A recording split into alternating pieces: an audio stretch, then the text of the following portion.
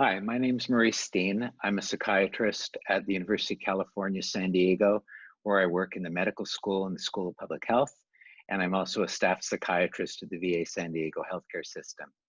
I'm going to give you this brief introduction to post-traumatic stress disorder on behalf of the Psychiatric Genomics Consortium PTSD work group.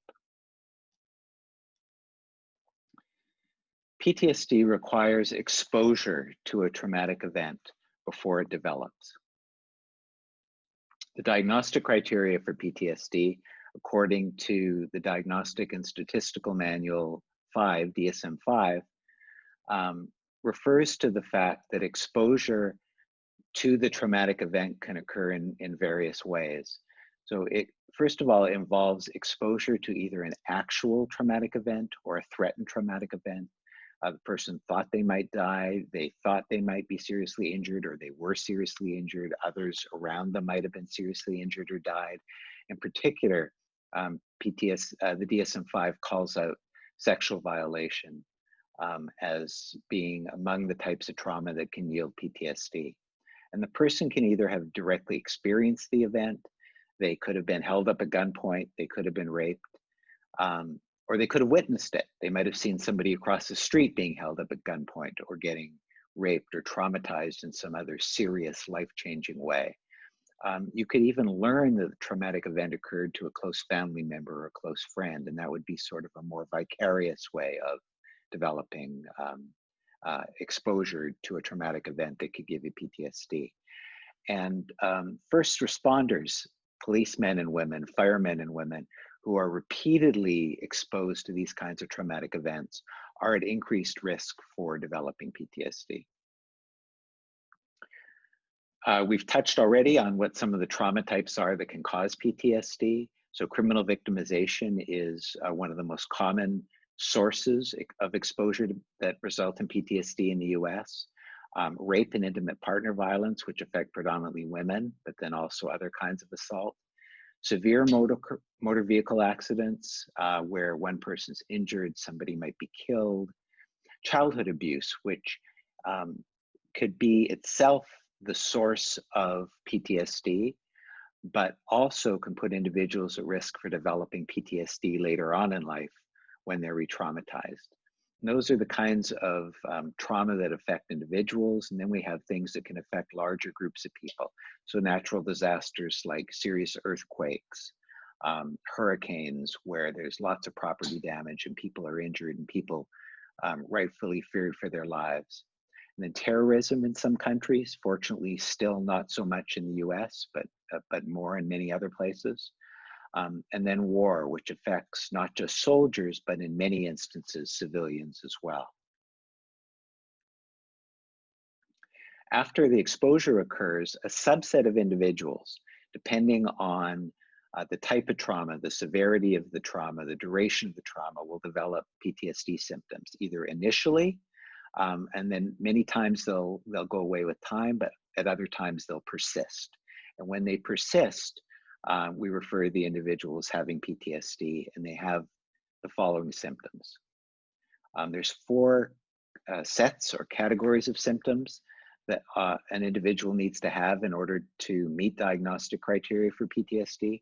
Paramount among these are the re-experiencing or intrusive symptoms.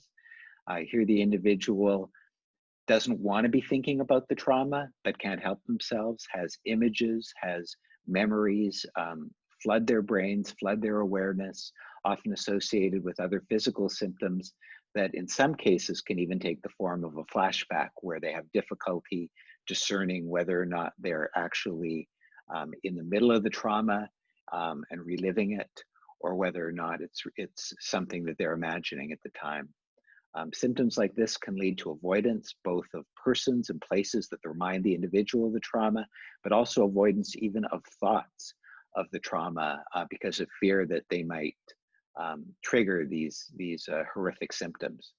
Lots of hyperarousal, trouble sleeping, being jumpy, trouble with being able to concentrate, being irritable and angry that goes along. And then negative cognitions and mood. The person can be depressed a lot of the time. They can have negative views of themselves and the world. they may have a lot of guilt about things they did, things they didn't do around the time of the trauma. And in order to have PTSD, the individual has to have some symptoms from each of these clusters. Prevalence of PTSD worldwide is somewhere around 3%, but there are fairly big differences in different parts of the world, in large part depending on what's going on in those societies at the time. US general population 12-month prevalence is around 3 to 4%, higher over a lifetime, around 7%, and women are about twice as likely as men in the US to have PTSD. Even within the US, there are some big differences that have to do with people's experiences. So US military veterans, Vietnam, and probably many other wars, up to 30% of individuals might have PTSD. American Indians living on reservations, many of whom have been exposed to high levels of poverty and trauma and maltreatment, have very high rates of PTSD. And immigrants to the US can carry with them the traumatic scars of exposure to life-threatening trauma. For example, Cambodian refugees who've come to the US even 20 years later had shown very, very high rates of PTSD. What do we know about risk for PTSD? We know actually a fair bit. We know that women are at increased risk. Individuals with low IQ or lower education are at increased risk. Characteristics of the individual's cognitions or beliefs at the time of the trauma. If somebody thought they were going to die, they have a much higher risk of developing PTSD than people who had other thoughts. I mentioned already duration and severity of exposure to the trauma increases risk. Family history of anxiety or depression increases risk. And as we are studying in the PGC PTSD, we have reason to believe that certain genes, and probably many genes, have small effects that in aggregate increase risk for PTSD after exposure to trauma. We are still trying to understand as a field what the pathology is in PTSD, but have made tremendous inroads into hypotheses and theories that are gaining increased evidence to back them up that relate to the pathophysiology of PTSD. One of this is that there may be an increase in inflammation, both peripherally in the body, but possibly also in the brain, that there might be dysregulation of the autonomic nervous system, that there might be abnormalities in the way the body handles glucocorticoids, substances such as cortisol and other stress hormones, differences in parts of the brain, both in terms of their structure and function, one of them being the hippocampus that's involved in the recording and retrieval of memories. And then a lot of work that's gone on through functional imaging studies, looking at circuits that in humans mediate responses to threat and understanding of threat, and can be referred to largely as fear circuitry. PTSD, like many of the other psychiatric disorders that are being studied by the Psychiatric Genomics Consortium, doesn't occur in a vacuum. It's frequently seen along with other mental health problems. In the case of PTSD, major depression, substance abuse, panic attacks, panic disorder, chronic pain, and a particular type of physical injury involving the brain, traumatic brain injury. And it goes beyond just seeing these comorbid or co-occurring conditions cross-sectionally, but over time, we also see that individuals with PTSD are more prone to develop cardiovascular disease. They are also more prone over a long period of time to develop dementia, and also seem to be at risk for obesity, which may be part of the pathway from PTSD to cardiovascular disease, and possibly even relate to dementia. We have treatments for PTSD. We would like to have better treatments in terms of medication treatments. We have 2 drugs, both selective serotonin reuptake inhibitors, SSRI, sertraline paroxetine, that were approved over 20 years ago. Many other drugs have been studied. Some have proven to be somewhat efficacious, And part of the problem we deal with is that there's probably no one medication that's right for everybody. And one of the things we hope that comes out of the efforts of the PGC PTSD will be to help us better understand subsets of individuals who are more likely to respond to specific treatments. Right now, our best therapies are some of the psychotherapies, the evidence-based psychotherapies. Here's 4 different types of therapy that have been shown to be efficacious. And in particular, prolonged exposure and cognitive processing therapy have been widely rolled out by the United States Veterans Administration, by the VA, and they've trained hundreds, if not thousands, of individuals to deliver these evidence-based treatments. The future of PTSD treatment is rosy. We're at a point where the neurobiology of PTSD is sufficiently well understood, largely because of this increase in understanding of the neuroscience of fear and its application to PTSD, but also because human genetics, such as the work being done by the PGC PTSD and other groups, is yielding additional insights that we hope is going to lead to precision medicine possibilities where we're able to target the right treatment to the right individual with PTSD based on an understanding of their particular pathophysiology. We need new clinical trials in the US and also worldwide. Fortunately, the pharmaceutical industry has become reinvigorated in studying PTSD, largely because of these advances that have been made in our understanding of the biology that's given the pharmaceutical companies new molecular targets to study in PTSD. So let me stop there, and I thank you very much for your attention. Hi, everyone. My name is Frank Wendt. I am a postdoctoral fellow with Renato Polamonti at Yale School of Medicine. Today, we'll be talking about post-traumatic stress disorder and some of the historical studies that have led us from gene discovery to understanding some disease biology in relation to PTSD. I don't have any conflict of interest to disclose. So PTSD is ultimately sort of the end product of a series of events, including pre-trauma risk factors and traumatic events. But in order for us to really understand what's going on with PTSD, we have to have some understanding of what's happening prior to diagnosis of PTSD, including those traumatic events and the pre-trauma risk factors. So looking at PTSD in the DSM-5, I've listed here the criteria that are used for diagnosis, the description of each of those diagnostic criteria, and some example qualifiers for each of those criteria. We see here some of our sort of common themes that we think about with PTSD, including re-experiencing, hyperarousal, and avoidance symptoms. We also see some qualifiers in terms of the length of time these disturbances are happening. This is required for at least 1 month. And we also see some qualifiers here for what the disturbances cannot be attributed to. So in many ways, this qualifier is more of an exclusionary qualifier where we have to make sure that the disturbance is not due to an illicit substance use, some other medication use, or another medical disorder. Looking at some of those traumatic events, we're showing here the lifetime prevalence of those traumas, and those are listed across the x-axis, and they are broken down into a general category of trauma. We see things like accidents and some of these other trauma of a loved one are fairly prevalent in the general population. Overall, across the lifetime, there's approximately a 70% prevalence of any trauma.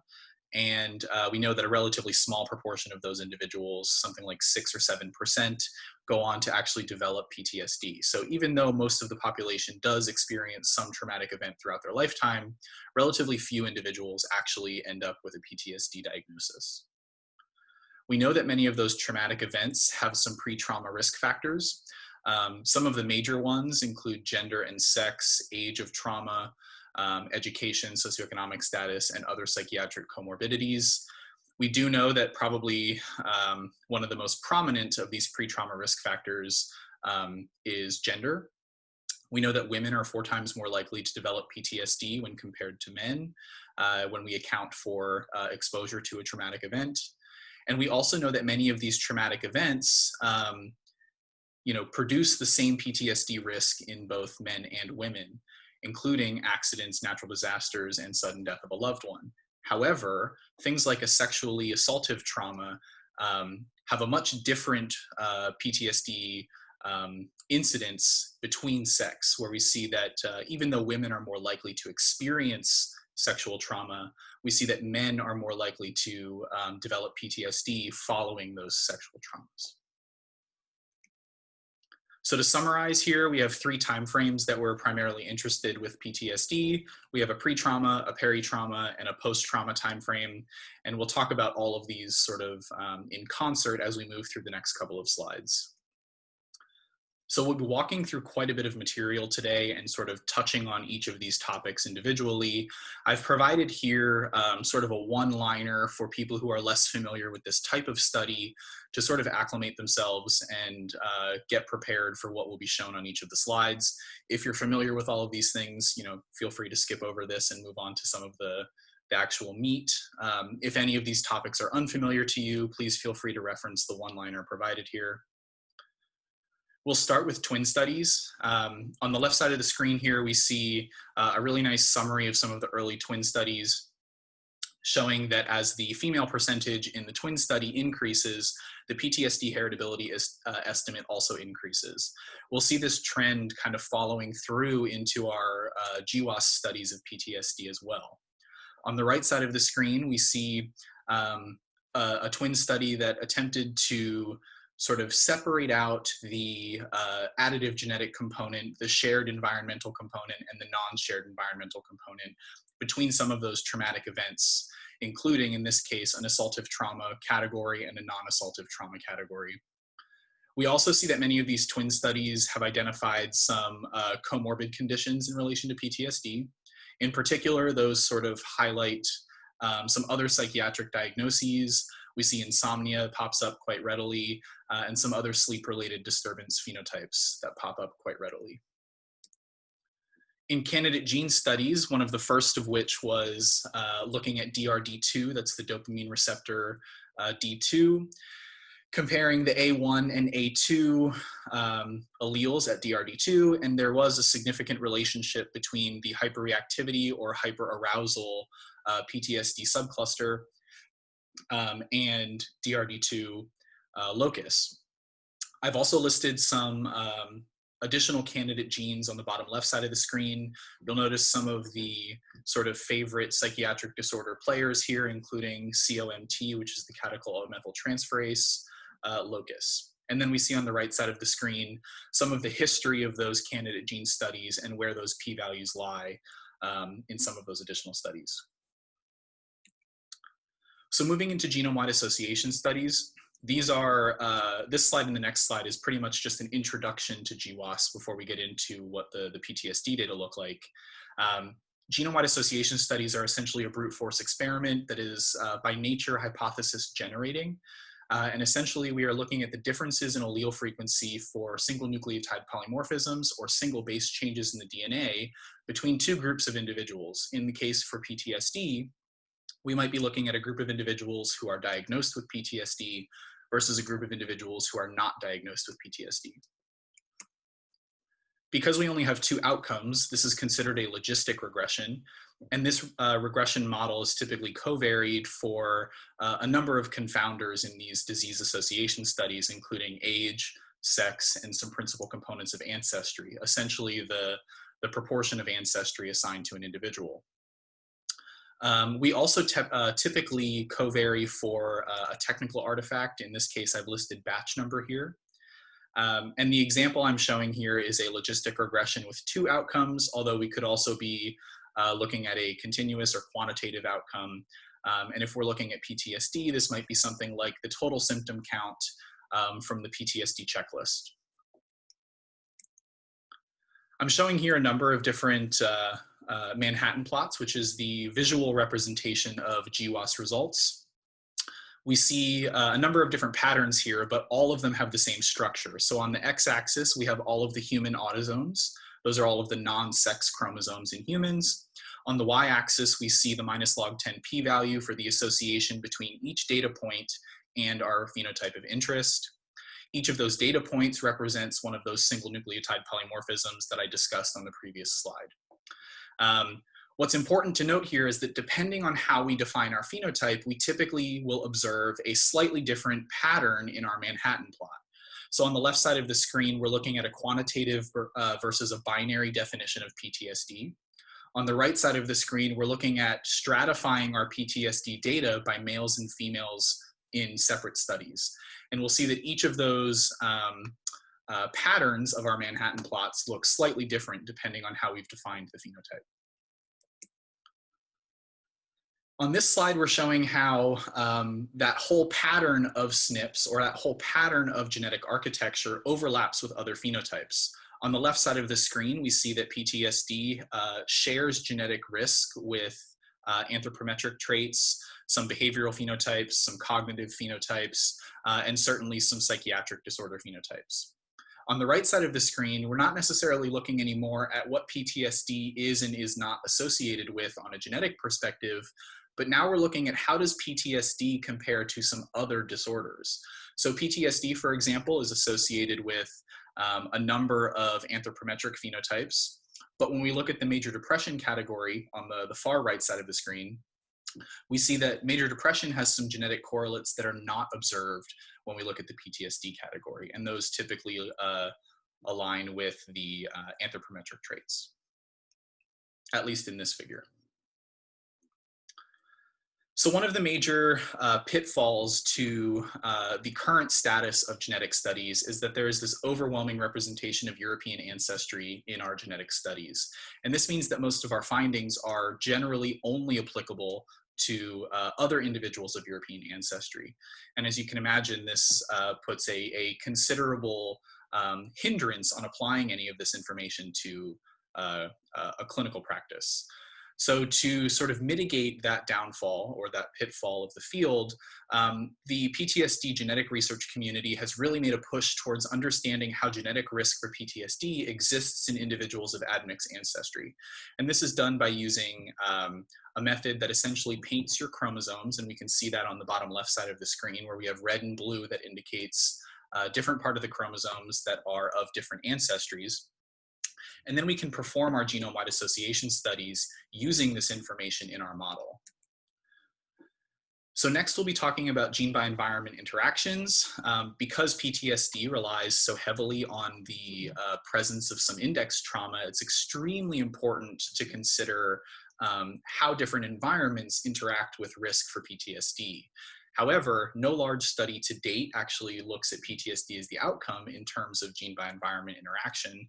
There are a number of different studies, however, that look at PTSD or related traumas and pre-trauma risk factors as environments. And one of these will be presented by me on Tuesday, so please feel free to tune in for that between 2:15 and 3:45. Next, we'll look at epigenetics and transcriptomics.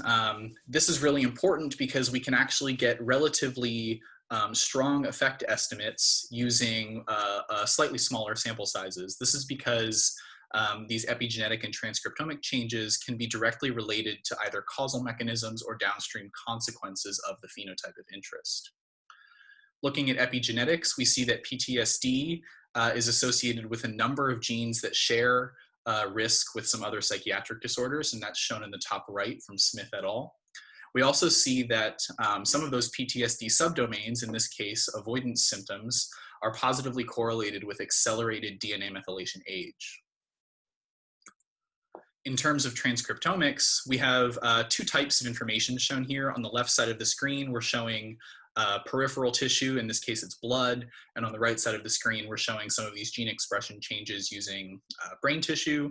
And both of these studies and sort of this transcriptomics of PTSD in general converge on this concept of a dysregulated inflammatory response in PTSD.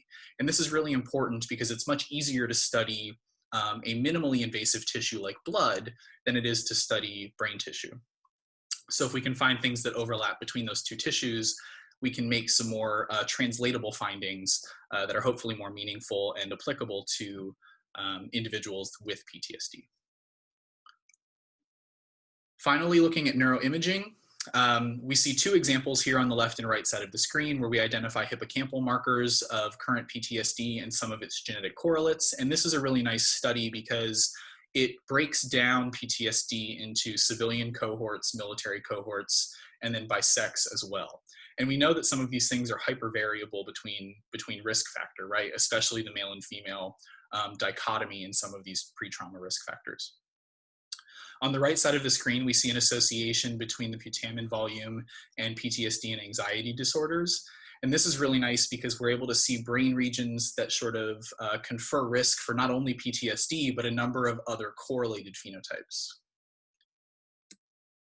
So to conclude, molecular studies of PTSD and its symptom clusters reveal an extremely complex architecture that overlaps with psychopathology and neurodevelopmental disorders, as well as some psychiatric phenotypes.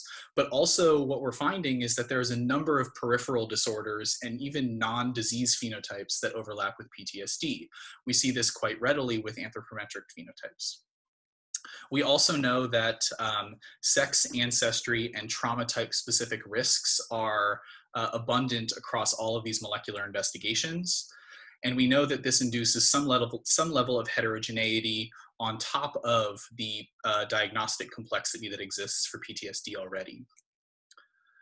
Sample sizes are increasingly growing, and this is happening quite rapidly. And this will make our studies much more robust, and in particular, allows us to start stratifying the epigenetic, transcriptomic, and neuroimaging studies to make inferences and conclusions about specific types of changes in those heterogeneous cohorts that make up our PTSD cases. Finally, given the stigma associated with some trauma types, it is imperative that both researchers and clinicians engage with both high-risk communities and general communities to begin reducing stigma and improve PTSD scientific literacy and advocacy. And with that, I will provide thank yous to Karsten and Caroline and Geeta for their critical feedback, as well as the PGC and the MVP and the WCPG organizing committee. And the contributors of this work are myself, as well as Renato Polamonti. And thank you all for tuning in. Hello, my name is Adam Mayhofer. Today I'm presenting an update on the analysis of the PGC PTSD group.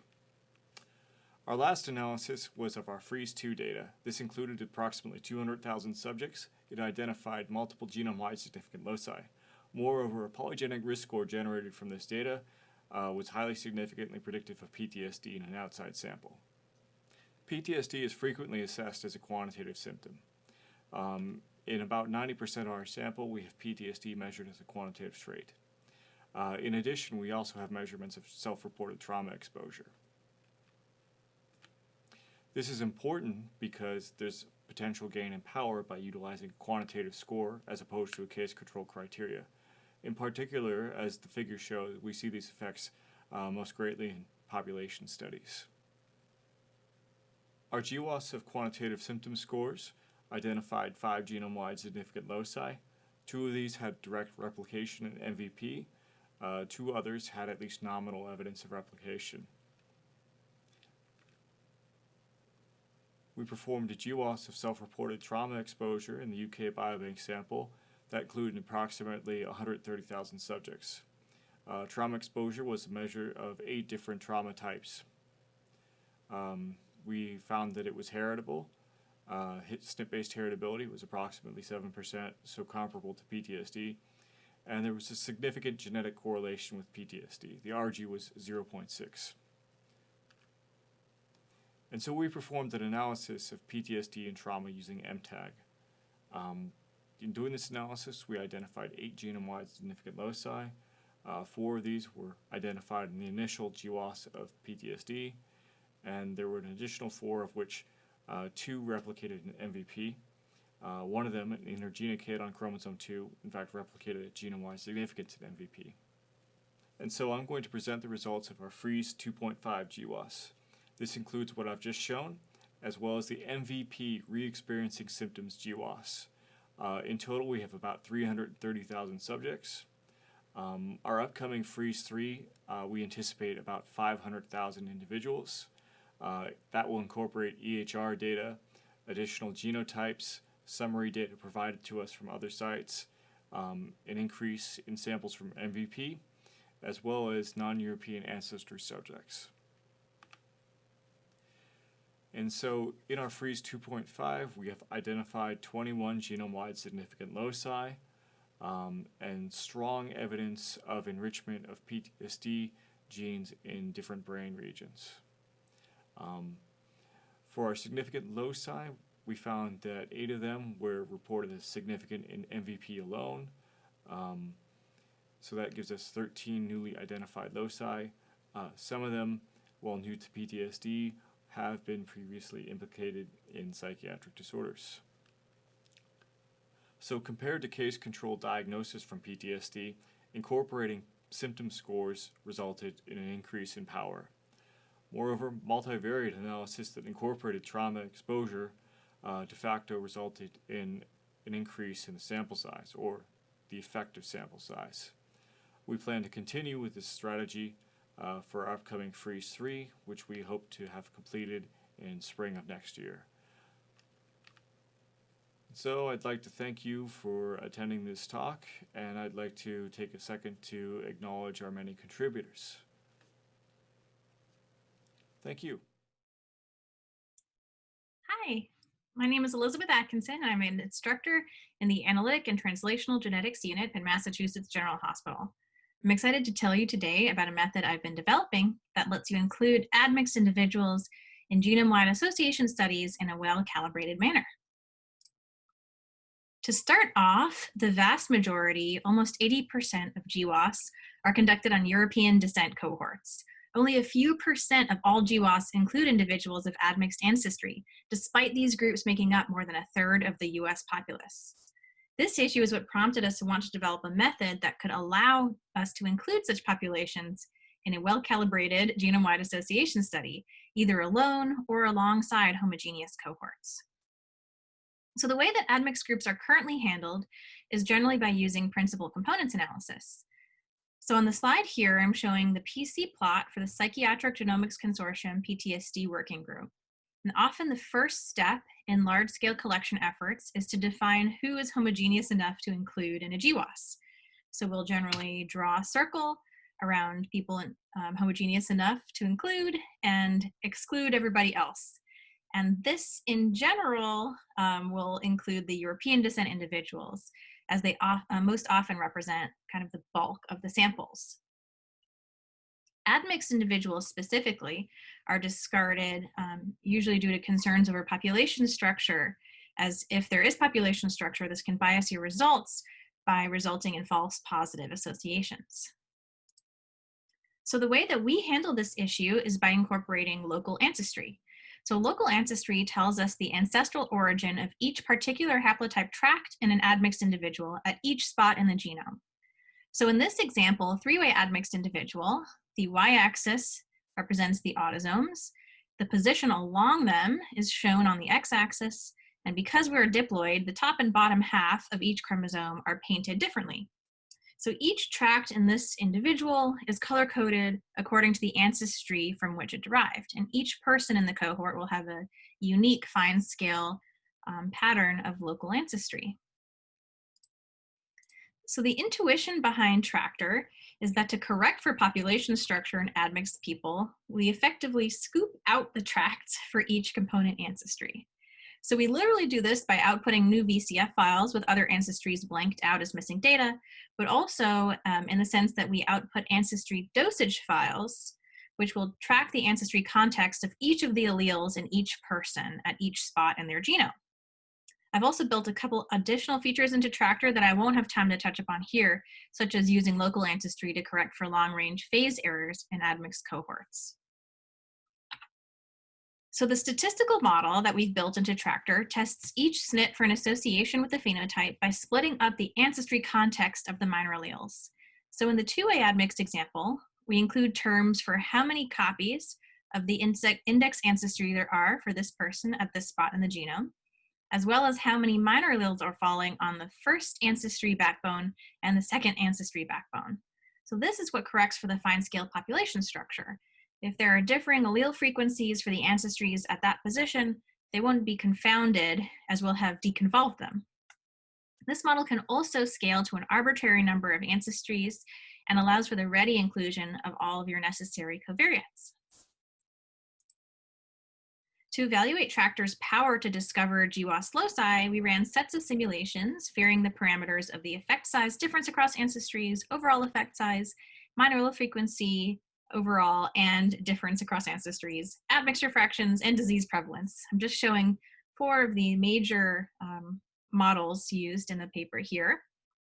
In all of the different panels, the dashed line is our Tractor model, and the solid line is our standard GWAS model, both involving 10 principal components. You'll notice that the Tractor model often has boosted GWAS power, meaning we would have the power to find loci that would have been missed in this admixed cohort using standard GWAS procedures. This power boost is the most dramatic when there's a large effect size difference across ancestries, as shown in panel D. This is the case when there's an effect only in one ancestry on the European tracts in this 2-way admixed African-European cohort. Notably, when referring to effect size, I mean both to the case of when there's a difference in the true causal effect across ancestries, as well as when there's a marginal effect difference across ancestries. So this perceived marginal effect size of a tag SNP might be different across the groups depending on the minor allele frequencies and the LD pattern that's resulted from that population's demographic history. So this means we should expect to get gains in GWAS power at a large number of variable positions across the genome. Additionally, in cases when we would not expect any value from incorporating local ancestry, that is, when everything is identical across ancestries, we do take a small hit in power from the inclusion of an additional term in our model, but this hit is not too substantial. Finally, the last thing we wanted to confirm in our simulations was that Tractor not only added power to GWAS to discover real loci, but also was able to produce accurate ancestry-specific effect sizes. And indeed, for every genetic model we tested, it produced highly accurate ancestry-specific effect sizes. So to close up, I'll remind you of the primary deliverables of Tractor. First, I've developed a readily implementable analytic framework that allows for the well-calibrated inclusion of admixed people in large-scale collections. So you no longer need to toss out all your admixed folks. You can include them either in a well-calibrated GWAS in your admixed cohort alone or in a large-scale study with your homogeneous collections. We've also added an optional step to recover long-range tracts that are disrupted by phasing errors. With respect to GWAS, our novel local ancestry-aware GWAS model can improve your results in a variety of ways, most notably through boosting GWAS power, also through generating ancestry-specific effect size estimates, as well as helping to localize GWAS signal to be more close to the causal variance. So in sum, this framework should dramatically improve the existing methodologies for studying admixed individuals and allow for a significantly better calibrated understanding of the genetics of complex psychiatric disorders in underrepresented populations. So with that, I would like to thank you very much for your interest. And if you'd like further details about our method, including assessing its performance on empirical data, please read our preprint, which is currently available on bioRxiv. Thanks very much. Hello, I'm Raj More. I'll be talking about the genetic basis of race. Race is a social construct. I'll also cover geographic populations and ancestry as they relate to genetics, and racial groups as they relate to genetics, human migrations, and the fallacy of race genetics. There's several racial categorizations used. The most common African, European, Asian, Oceanian, and Native American used by 23andMe. US Census uses its own, which has changed over time. Race features are basically just surface traits, skin color, eye color, etc. These are influenced by climate and other environmental factors. All surface traits are these apparent, visually apparent phenotypes with minute genetic differences, and for the most part, these traits vary continuously by geography. As you can see, skin color changing over geography, and this corresponds very closely to the amount of UV exposure. There's many historical categorizations of race sometimes have been used also to just attribute to behaviors and to create a social hierarchy, and sometimes have used science to defend them. Here you see in Myanmar, for example, 8 different races, and each country has a different construct. These are based on social forces, but scientifically or genetically, we want to look at clines or ancestry. As you can see, the different populations in Asia. It's also important to look at migration. So the first modern humans left Africa 70,000 years ago, preceded by Neanderthals and Denisovans, but we'll focus on the modern humans. These recent people migrating were from present-day Tanzania. You can see the Hadza man here. Genetics can be used to trace this kind of migration out of Africa from 200,000 years ago, going into other parts of Africa, 100,000 years ago in the Arabian Peninsula, 70,000 years ago to India. Skin color is an important attribute used to describe race, the social construct of race. It's one mutation that's different between Europeans and Africans. Out of 20,000 base pairs, there's a G in Africans and an A in Europeans. This showed up about 8,000 years ago. And it's interesting that these cave paintings from France were then painted by brown people rather than white people. The deepest genetic splits in human family are not between races like whites or blacks. The deepest divides are actually between different populations in Africa, like Hausan in Western Cape, and Turkana in Kenya, and the Pygmies in Southern Africa. These groups spent thousands, tens of thousands of years even before leaving Africa, before Africans left, which was about 300,000 years ago was when modern humans evolved, and they spent the first 230,000 years in Africa. And here you can see the genetic diversity within Africa and other parts of the world. So more genetic diversity, say from Southern Africa to East Africa, then from East Africa to Europe. So in conclusion, racial groups are genetically heterogeneous and lack clear-cut genetic boundaries. So there's more difference between different African groups than there is between Africans and Europeans. The genetic differences in race are trivial. Really, we want to look at the concept of ancestry or populations to study genetics and biology. So race is a social, political, and cultural construct and not a genetic construct. Thank you. Well, good morning, good afternoon, good evening, depending on where you might be viewing from. My name is Seth Disner, and today I'll be presenting on our ongoing efforts to leverage the PGC-PTSD Consortium to better understand the genetic underpinnings of traumatic brain injury, or TBI. Now, these two disorders both stem from trauma exposure and are both highly comorbid, particularly in military and veteran populations, which has led them to be dubbed the signature injuries of the recent combat engagements in Iraq and Afghanistan. But they're not only comorbid, rather they seem to share an underlying mechanism, vulnerability, evidenced by the nearly 3 times higher rate of PTSD that's found in individuals who have been diagnosed with mild TBI or concussion in the past. Part of that close association may be linked to the convergent symptoms that are seen in PTSD and post-concussion syndrome, or PCS for short, which is a disorder that applies to the so-called miserable minority group who experience mild TBI symptoms for longer than the expected 3-month time frame. And many of these persistent symptoms, as you can see in the figure here, overlap prominently with PTSD. Now, although the trauma-related disorders are closely linked, the amount known about their genetic associations is actually quite different. And for PTSD, as you likely know, if only based on recent talks, the PGC-PTSD last year released the largest to date PTSD GWAS results using over 205,000 individuals to identify 6 novel risk loci. But for mild TBI, the genetic research is not nearly as far along. Although the literature is expanding, the vast majority of work so far remains focused on candidate genes, such as the ApoE promoter polymorphism and the BDNF MET-MET genotype, which have each been linked to TBI incidence in a systematic review. Other candidates touch on multifactorial roles, including inflammatory cytokines, neurotrophins, and other mechanisms linked to brain health. The few polygenic approaches to TBI that have been done so far do show some promise, with polygenic risk scores predicting TBI sequela, but samples have been moderate in size, generally under 1,000 individuals.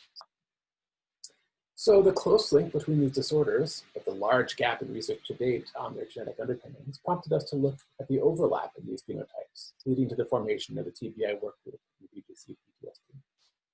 Since many PGC-PTSD studies focused primarily on trauma outcomes, many also assessed for TBI phenotypes as part of their data collection.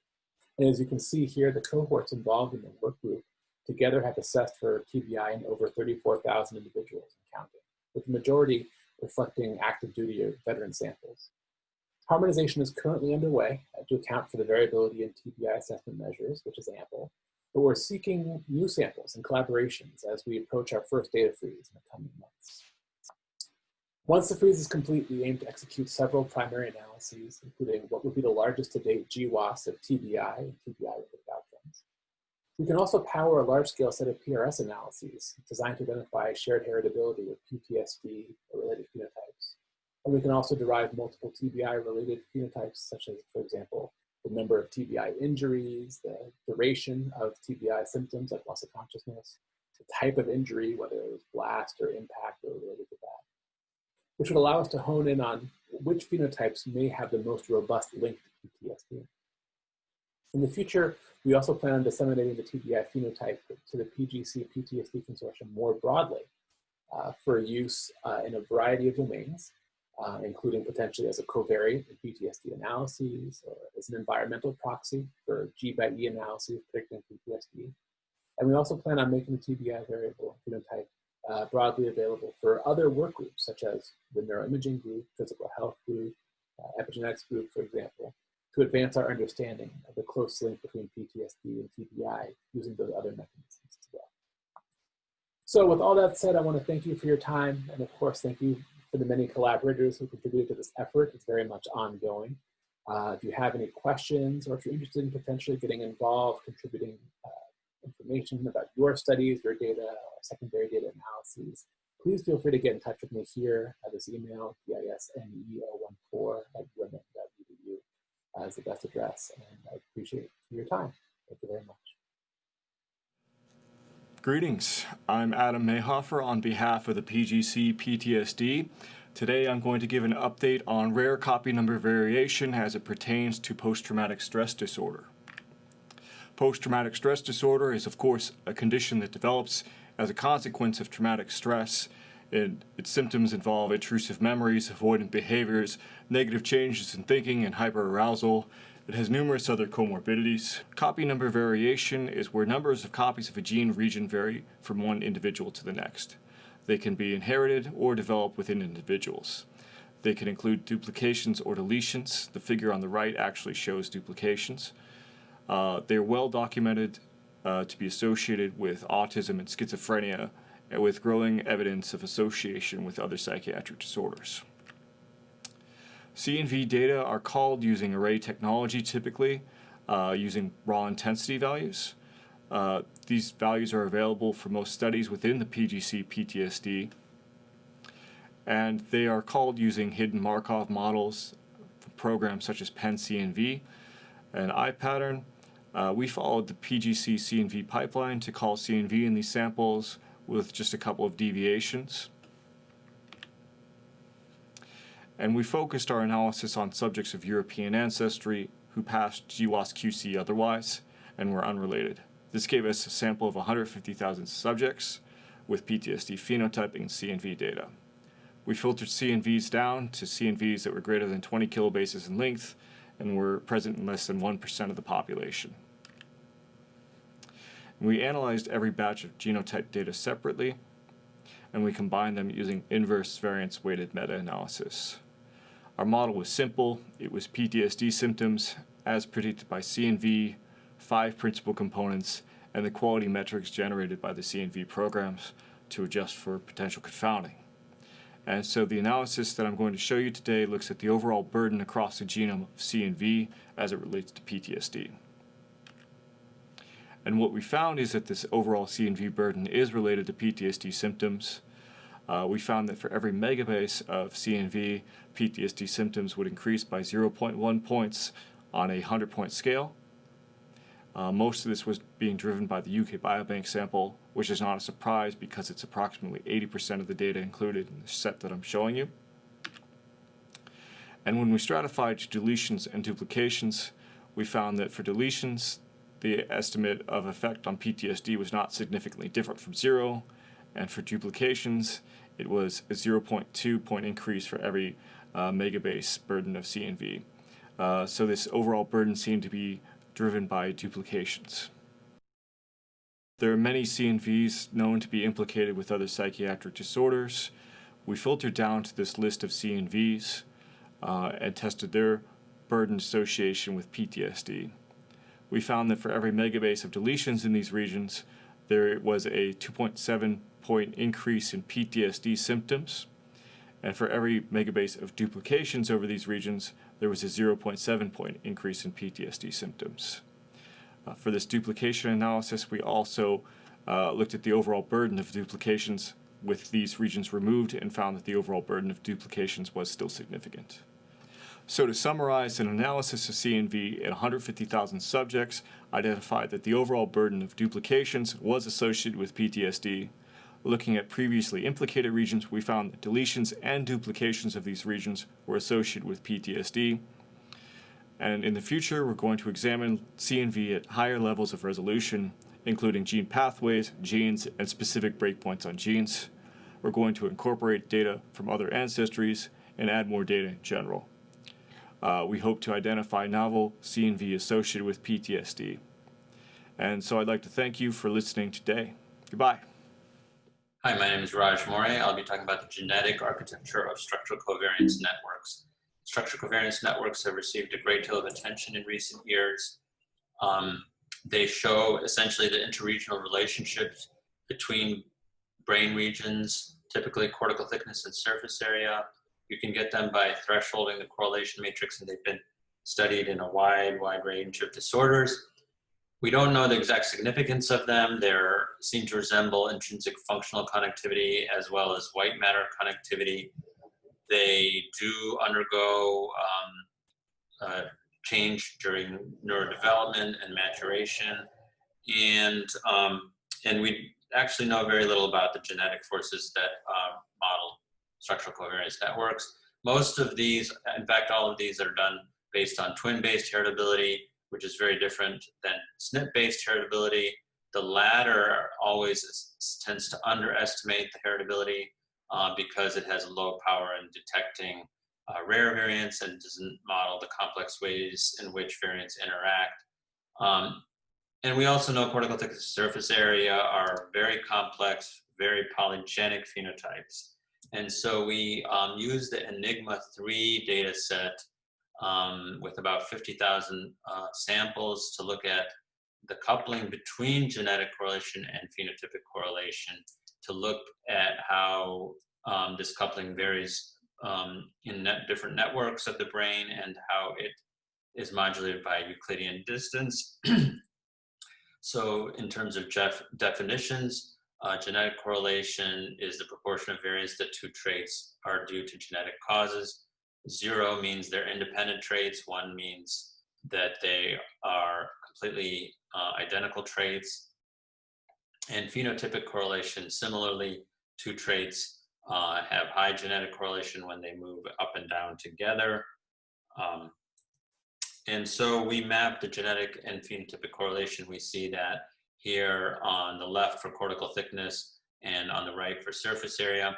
And when we look at the relationship, the coupling between phenotypic and genotypic, you see on the left for cortical thickness that there's regions like the orbitofrontal and superior parietal that are highly coupled. And then for surface area, many more regions, including inferior parietal and superior temporal sulcus and so forth. Then we looked at whether Euclidean distance has a role, and we see that genotypic coupling it is correlated to cortical thickness. Phenotypic is also related to cortical thickness. And we can also look at surface area, which is on the right-hand side. Both of them have a linear and a nonlinear component. And so we looked at the relationship, including the Euclidean distance in the regression model, and we see much stronger coupling there in this for cortical thickness with regions in the inferior frontal and superior parietal, and the surface area looks actually very similar to what we had before. And these are the findings here on the left, looking at the phenotypic genotypic coupling. But here then on the right-hand side, right-hand half, we regressed out distance and distance squared, and we can actually see that this makes quite a bit of difference. But with surface area, we still see fairly strong coupling. These are the red blobs, inferior parietal and the lateral occipital gyrus. And so this is very interesting, we think, and thank you for listening to this presentation. Hi, this is Clement Zai from the Center for Addiction and Mental Health at the University of Toronto in Canada. I'll be presenting some data on post-traumatic stress disorder in a Canadian population sample. Twin studies have supported a genetic component in PTSD with heritability estimate between 23% and 71%. And there have been a few candidate genes and early GWAS hits. However, these findings have not been replicated or among the top findings in more recent larger GWASs, such as the PGC PTSD Freeze-1 GWAS on over 20,000 individuals. And this suggests that PTSD is highly polygenic, with many genetic variants each contributing a small proportion of the risk to PTSD. And more recently, in 2019, PGC PTSD followed up with a Freeze-2 GWAS on over 200,000 individuals, where they reported a few significant hits as well as some genetic correlations. And some of these correlations were also reported in the Million Veterans Program GWAS on re-experiencing symptoms. And these genetic correlations include depressive symptoms, schizophrenia, neuroticism, smoking, insomnia, and educational attainment. And hopefully with larger GWAS sample sizes, there will be more genome-wide significant hits that are also replicable. And one sample that could actually help in that effort is the Canadian Longitudinal Study on Aging, or CLSA for short. And it's a longitudinal study on individuals 45 to 85 years of age who are followed for 20 years at 3-year intervals. And this study includes 2 arms: the tracking arm, which consists of 20,000 individuals using computer-assisted telephone interviews on course measures, including lifestyle, behaviors, social, physical, clinical, psychological, health, and healthcare use variables. And there's also the comprehensive arm of 30,000 individuals using computer-assisted personal interviews on also the core variables, as well as other variables such as diet, medication use, chronic disease symptoms, sleep, etc. And they were also asked to provide blood and urine samples for biomarker analysis, including DNA analysis. And one of the assessments in the comprehensive arm includes the Primary Care Post-Traumatic Stress Disorder Screen Scale, in which they were asked, in your life, have you ever had any experience that was so frightening, horrible, or upsetting that in the past month you felt numb or detached, were constantly on guard, had nightmares or unwanted thoughts, or avoided situations that reminded you of the horrible situations? And on the right is the distribution of the yes responses among the respondents. As shown, the nightmares and unwanted thoughts seem to be more highly represented among the 4 items. The assessment also includes veteran status, and in which around 10% of the sample reported being veterans. And veteran status, we found, was not significantly associated with the positive PTSD screen in our preliminary analysis. And earlier we mentioned DNA analysis. So 19,669 individuals were genotyped on the Affymetrix Axiom array. And as shown on the population structure plot on the right, most of the individuals are considered European ancestry, as shown in this graph. And we performed a preliminary PTSD GWAS in the CLSA, and including the first 4 principal components as covariates. And we did not find genome-wide significant hits in the sample as expected based on the sample size of 16,494. But we'll be following up with extracting the whole genome imputation data and also adding covariates such as age and sex. And we'll also look into genes, pathways, and polygenic risk scores, and also looking at related phenotypes as well. And here are the acknowledgements: the Tannenbaum Center for Pharmacogenetics and the co-investigators, and the Specialized Computing Cluster at ChemH, as well as the CLSA investigators and funding sources. Thank you very much for your attention. Hello everyone, I am Antonella De Lillo and I am a research affiliate at Polimanti Lab, Division of Human Genetics, Department of Psychiatry, Yale University School of Medicine. Today I will speak about phenome-wide association studies. So, as you can see in this figure, PheWAS may be considered one alternative and/or complementary approach to genome-wide association studies with a reverse perspective, whereas a GWAS uses a phenotype-to-genotype approach beginning with a specific phenotype that is associated with genetic variants across the human genome. A PheWAS uses a genotype-to-phenotype approach to test for association over a wide range of human phenotypic traits, or the phenome. An example of application of PheWAS in post-traumatic stress disorder is showed by Stein et al. And colleagues that to identify putative cross-phenotype association tested loci associated with a total index of recent PTSD symptom severity in more than 200,000 million veteran program participants, with respect to more than 300,000 traits derived from the VA electronic health records. After applying a phenome-wide multiple testing correction, they identify a pleiotropic effect for 4 significant variants associated with anxiety, phobic and dissociative disorders, mood and tobacco use disorders, hypothyroidism and kidney stones, and finally chronic airway obstruction, respectively.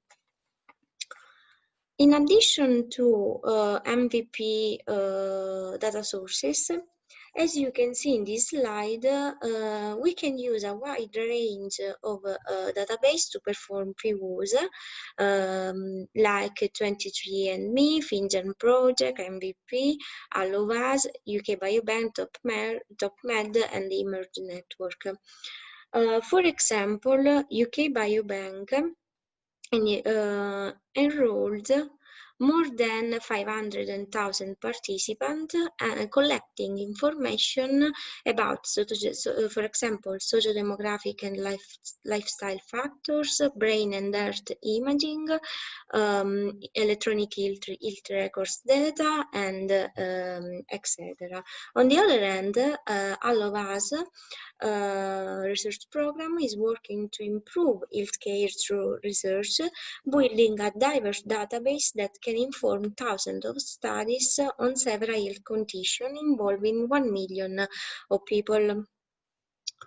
So, in summary, PheWAS are a powerful tool to expand knowledges about genotype-phenotype association, identify cross-phenotype and ancestry-specific genetic associations, and conduct studies useful to identify association among different clinical traits.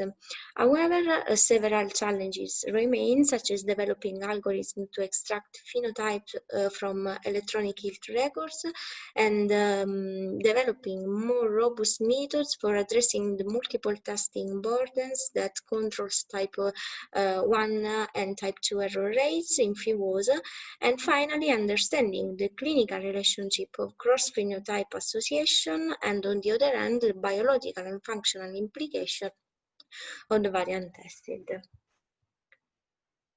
So thank you for your attention, and please feel free to contact me if you have any questions.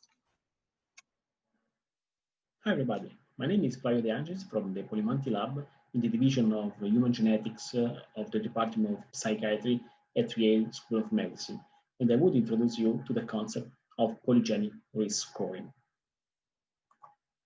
Everybody knows that the current common genetic testing aims to identify the mutation related to disease or trait.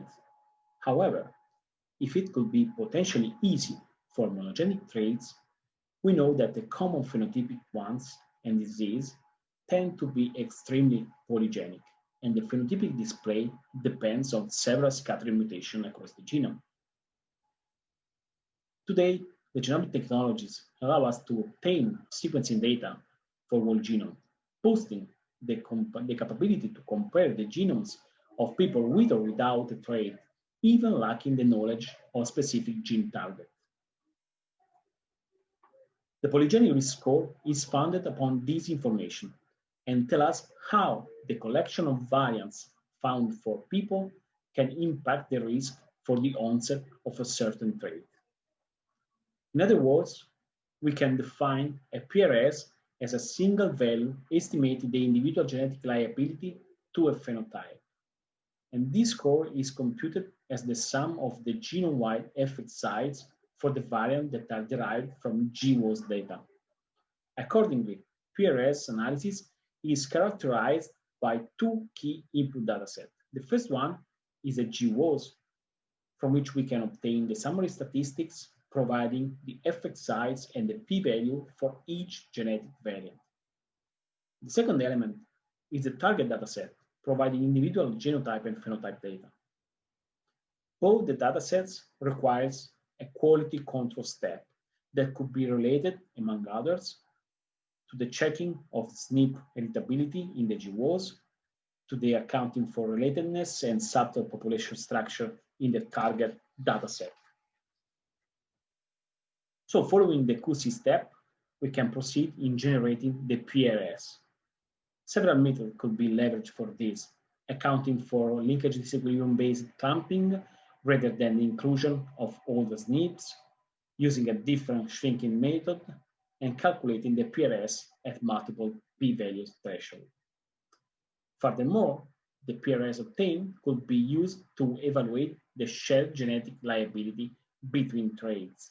And finally, the PRS obtained could be leveraged for testing in data that other than the base or target sets. Thus, if PRS is calculated for multiple individuals, their score will follow a normal distribution, and some people will fall in the middle, while others will be at the edge of this distribution, suggesting their low or high risk to develop the trait. This approach has been used by the PGC-PTSD group in 2019 for assessing the predictive values of PRS for PTSD, using UK Biobank as training sample. The analysis showed a highly significant increase in the odds to develop PTSD across the PRS quantiles in European sample, excluding UKB, as you can follow as PGC 1.5 in the left panel. The analysis within UK Biobank shows even stronger PRS predictability with the highest odds ratio for UKB men with a PRS trained on UKB women. And moreover, the PRS generated through the European sample, including UKB, and you can refer to PGC2 in the right panel, was tested in the external Million Veteran Program replication cohort using re-experiencing symptoms as target for the prediction, showing a highly significant increase per PRS quantile. Finally, I will spend a few words for a novel approach we are implementing that relates to the application of PRS in ancient genomic landscape to investigate the traumatic stress genetic liability. Indeed, the bioarchaeological data recovered through the analysis of a human skeleton could act as a time capsule for identifying stressful life experience. So, leveraging this data in the context of the polygenic inheritance, we plan to investigate the molecular mechanism involved in the sensitivity to traumatic stress in ancient population, highlighting a novel aspect for data evaluation and contributing to the knowledge of the human relationship with stress factors. Thank you for your attention. Hello everyone, I'm Dora Koller from Renato Polimanti's lab, one of the Division of Human Genetics at the Department of Psychiatry of Yale University School of Medicine. And today I'm going to talk about the fundamentals of clinical trial design. So first I'm going to start with a new overview of clinical trial process. So first of all, we start with preclinical studies, which are conducted in the laboratory. They last for several years, sometimes even 10 years. And we do it in cells and then later in animals. Then after the drug is approved for human testing, we start with the phase 1 clinical trials where we test the safety, the pharmacokinetics and the pharmacodynamics of the drug. It lasts for 1 or 2 years and it's conducted in 20 to 80 healthy volunteers. Then it's followed by the phase 2 clinical trials where we test the safety, the efficacy, pharmacokinetics and the pharmacodynamics of the drug. It lasts for 1 or 2 years in 100 to 300 patients. Then it's followed by the phase 3 clinical trials where we test the safety, the efficacy, and the dosing of the drug.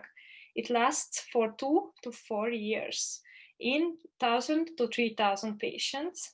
Then after the FDA review and approval, we still don't finish the clinical trial process. It's obligatory to perform phase 4 clinical trials for the long-term efficacy and side effects and the cost effectiveness. And the whole process takes up to 15 years, but special designations can speed up the process. For example, it is here in 2020, there are many clinical trials for COVID-19 treatment. So these kind of trials are much faster and the review and an approval process is much shorter than usually. It's very important to always follow the consort guidelines when we want to report a trial, which is basically the consolidated standards of reporting trials. So here you can see the flow diagram, which we always have to fill when we finish a clinical trial. So we have to report all the patients or the subjects, because they can be also healthy volunteers, who were selected for these clinical trials. So we have to always show which patients were excluded because of not meeting the inclusion criteria or declined to participate or for other reasons. And then later on, many volunteers or patients do not finish the trial. So then we also have to always show which patients didn't finish the trial and for what reasons. And then we also have to complete a checklist, which is basically writing another protocol after finishing the trial, which can be actually a research paper as well. And here we always have to show the type of trial in the title and abstract, and we also have to introduce this type of trial we showed in the title. Then we have to explain the method, so basically the trial design, the participants, interventions, outcomes, sample size, randomization, and statistical methods. Then we have to show the results, of course. Then we have to discuss the limitations, and we have to interpret our results. And then we also have to register the trial. It's also very important to register it in a clinical trial registration site. Then we have to also send the protocol, the original protocol we used before studying the trial, and then the funding. So clinical trials are changing nowadays in the era of personalized medicine. So basically, what traditional medicine states that the same treatment should be administered for a specific disease. So each individual who have that disease. But precision medicine changed these kind of ideas. So now the goal is to have different groups of patients, and each group should receive some treatment in some dosing, and the other group should receive another treatment or a different dosing based on some biomarkers, for example, specific for these individuals in the group, which biomarkers can be genetic polymorphisms, for example. Clinical trials in psychiatry are very difficult. Anyways, clinical trials are very difficult to perform, then to finish, then to report, but in psychiatry it's even worse. First of all, because of the overlap between psychiatric disorders. So basically, many times the symptoms are very similar, and the same drugs are used for different kind of diseases, what you can see here in this figure as well. And there are some serious ethical issues. What does it mean? Like, for example, a patient is hospitalized and cannot really agree on participating in the trial. So what do we do in this case? Then usually the psychiatric diseases are on a spectrum. So the treatment might be only effective for some of the patients, but not all of them, which I mentioned before. Also, it's really difficult to decide what should be the control group. Should it be placebo? Usually the best solution is to compare two different psychiatric drugs. Then there are problems with continued engagement and follow-up process because many patients do not finish the trial. And then it is also difficult to introduce the results to the clinical practice. So the goal here is personalized medicine again. So each individual should receive an individual treatment. I also wanted to talk a little bit about PTSD. Which are the current treatment options. So basically the drugs which are used for PTSD are mostly antidepressants. So they are not actually available specifically for PTSD. They are for depression. So there is no drug available for PTSD for now. There are some ongoing trials with different drugs, but these drugs are also repurposed drugs. So they were actually they are used already in other diseases. So it's very important now to actually find a drug which is specific for PTSD, because actually antidepressants sometimes work, but they are less helpful than other type of treatment options. Thank you for listening to me, and please, if you have some questions, you can ask me after this presentation or whenever you want. Thank you.